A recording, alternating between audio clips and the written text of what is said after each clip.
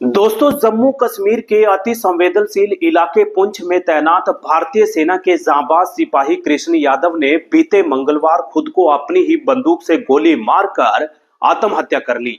दोस्तों, मृतक का पार्थिव शरीर जैसे ही उसके पैतृक गांव शाहपुरा पहुंचा तो न केवल पारिवारिक लोगों का बल्कि तमाम ग्रामीणों का भी रो रो कर बुरा हाल हो चुका है। पूरे इलाके में गमगीन माहौल है, चारों तरफ शोक की लहर दौड़ पड़ी। पारिवारिक लोगों ने हालांकि मृतक का पार्थिव शरीर तो जरूर ले लिया, लेकिन सख्त लहजे में तमाम छोटे बड़े अधिकारियों को चेतावनी देते हुए कहा कि जब तक उनके निर्दोष फौजी बेटे को न्याय नहीं मिलेगा तब तक वो उसका अंतिम संस्कार कदापि नहीं करेंगे। दोस्तों, ये मामला, ये घटना कहानी खूब ज्यादा वायरल है। जगह जगह लोग तरह तरह की बातें कर रहे हैं, लेकिन लोगों के जहन में रह रह के एक ही सवाल आ रहा है कि आखिरकार भारतीय सेना के जवान को आत्महत्या करने पर किसने मजबूर किया होगा।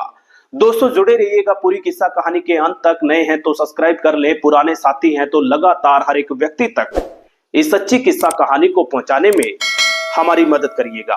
दोस्तों, राजस्थान की राजधानी जयपुर और उसी राजधानी जयपुर के ग्रामीण इलाके की एक गांव है शाहपुरा।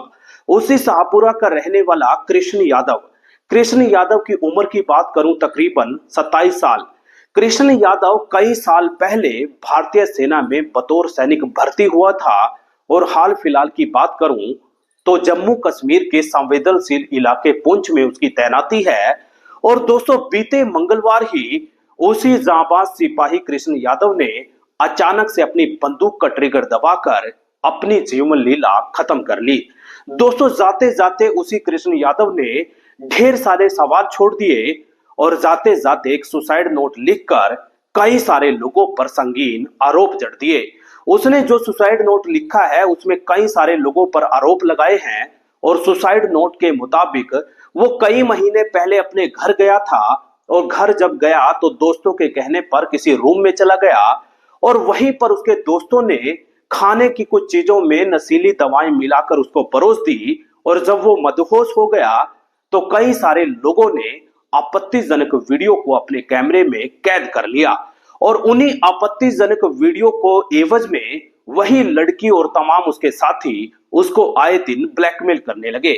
उसी फौजी कृष्ण यादव के मुताबिक तकरीबन 15 लाख रुपए वो दे चुका है, जिससे वो बहुत ज्यादा परेशान है, निराश है। जानकारी मुताबिक मृतक ने सुसाइड नोट में यह भी लिखा कि उसने कई बार लोन भी लेने पर मजबूर होना पड़ा, लेकिन जो आरोपी हैं वो बड़े ही शातिराना अंदाज में हर बार बार उन्हीं तमाम आपत्तिजनक वीडियोज और फोटोज की एवज में ढेर सारी रकम उससे लूटने लगते थे। दोस्तों, मृतक ने कई सारे लोगों पर आरोप तो जरूर लगा दिए, लेकिन इस बारे में कुछ भी कहना जल्दबाजी होगी कि क्या कुछ सामने आएगा, क्योंकि पारिवारिक लोगों ने नजदीकी थाने में तहरीर दे दी और सुसाइड नोट का हवाला देते हुए पुलिस ने भी सख्त कार्रवाई करने का आश्वासन दे दिया। दोस्तों, ये मामला, ये घटना कहानी खूब ज्यादा वायरल है। जगह जगह लोग तरह तरह की बातें कर रहे हैं, लेकिन एक सवाल जो फौजी के साथ हुआ, जब फौजी के साथ ऐसा हो सकता है, भारतीय सेना के जाबाज सिपाही को लोग शिकार बना सकते हैं, तो गरीब मजदूर, लाचार और बेबस लोगों से क्या उपेक्षा करेंगे। बहरहाल दोस्तों, पूरी किस्सा कहानी को सुनने के बाद आपकी क्या राय है कमेंट बॉक्स में देना ना भूलिएगा।